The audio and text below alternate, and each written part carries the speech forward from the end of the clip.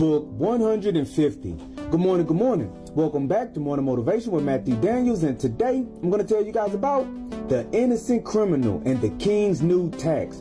That's right, the innocent criminal and the king's new tax. But what is Matthew Daniels talking about? A long time ago, there was a powerful king who enjoyed nothing more than to increase his riches and acquire new things, even if he had to commit evil acts to accomplish this. One day, this king issued a decree to all the realms under his authority, and he ordered that all men and women under his control must pay a new tax to the crown, and this new tax was due immediately. The decree stated that failure to pay this new tax was punishable by death. Consequently, the same day that this decree was issued, the king's men went about from region to region collecting what was owed. In one region, the king's men found a poor man, who was one of my ancestors no less, who could not pay the new tax. So they arrested him and placed him in chains with the others that could not pay. All those who could not pay the tax were taken before the king to stand judgment and either be pardoned or executed. This poor man, my ancestor, stood before the king and was asked why he did not pay. "My king and my lord," the poor man said, "I work for a rich man who owns many lands, has many crops, and he also has plenty of riches of his own. But this man, instead of paying the king's tax with his own money, he seized the wages he paid to his workers, and he used our wages to pay the tax. Now, the poor workers like myself cannot afford to pay your tax." This news enraged the king, not because he cared about the poor man, but because he knew that he would have more riches if the poor man as well as the rich man both paid the tax. The king then raised his scepter to proclaim his judgment on the case before him. "Here is my divine judgment," the king proclaimed.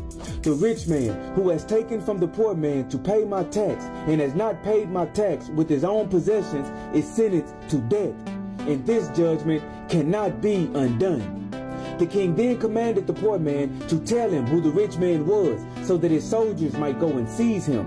The poor man, who was at first cowering before the king, stood up straight, and his expression changed from fear to courage. He then spoke the words of power, and the chains about his wrists and legs fell from his flesh and rattled on the floor. "I am no mere poor man," the poor man said. "I have come from the realm of the ancestors and the gods. And the rich man that you seek is the rich man sitting on the throne. You have been given more than any man in this realm, and you have been blessed beyond measure. Yet you have made this new tax to further take from those with less than you. So you will be judged according to your own judgment, and this very day you shall die for your wickedness." Then the king fell dead before the entire assembly, and the kingdom he had built was broken up and destroyed. And so, the morning motivation of today is the innocent criminal and the king's new tax.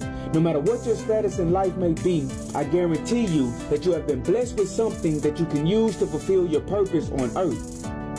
However, sometimes we can get in a cycle of overlooking our own gifts because we are focusing on the gifts of others. And if we do not control our heart, we might seek to take what was given to another instead of utilizing what is already ours. When we do this, we store up evil in our lives, and we progressively get worse over time.